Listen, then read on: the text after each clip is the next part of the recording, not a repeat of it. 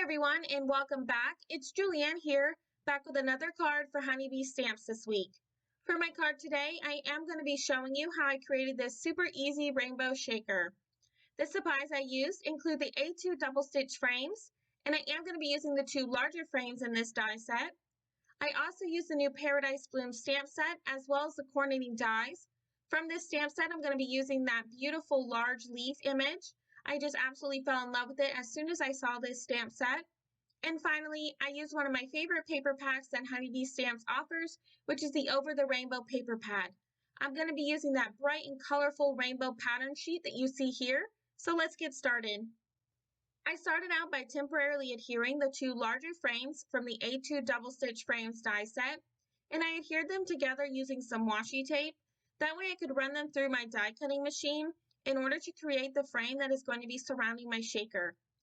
I ran both of these dies through my die cutting machine a total of 3 times using some 80-pound white cardstock. That way I would have 3 frames, and I'm going to be adhering all of those together using the new liquid adhesive that Honeybee Stamps now offers.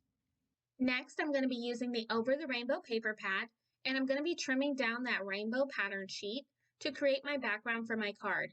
And for that, I'm going to be trimming it down to A2 size, which is 4 1/4 by 5 1/2, using my Tim Holtz paper trimmer. Once I have that all trimmed out and ready to go, I'm going to stamp out that beautiful large leaf that I showed you earlier using some Memento Tuxedo black ink, and I'm going to be stamping that image onto some Express It blending cardstock. That way I can do some Copic coloring. For my coloring today, I'm going to be using one of my favorite green color combinations that I love using when coloring in any leaf image, which is G14, G05, and G09. If you've watched any of my videos before, or maybe this is your first time, when it comes to Copic coloring, I like to start off with my lightest shade, which for my card today is going to be the G14, and I'm going to add that color to each of my leaves.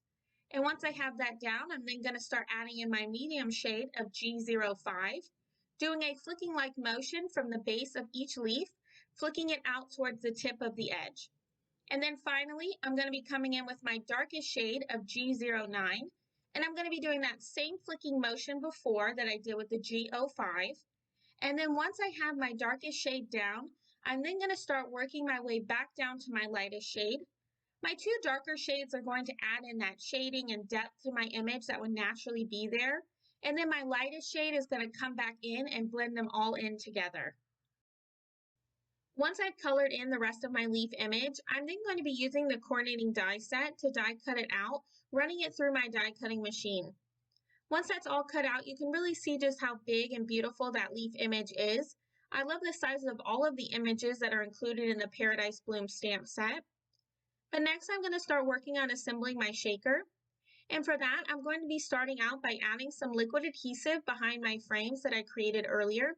And I'm going to be adhering a piece of acetate behind the frames in order to create my shaker window. To give my sequins a little bit more room to move around, I'm also going to be adding a layer of foam adhesive to the back of that acetate as well as the frames, giving my card that little bit of added dimension.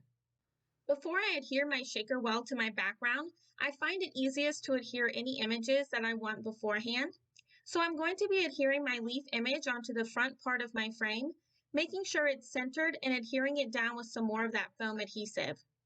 Next, I've added some of the Boho Light Confetti Mix from Honeybee Stamps onto the center of my background panel, and then I'm going to be removing the backer from my foam adhesive that's on my frames, and I'm going to be adhering that to my background directly over my confetti mix.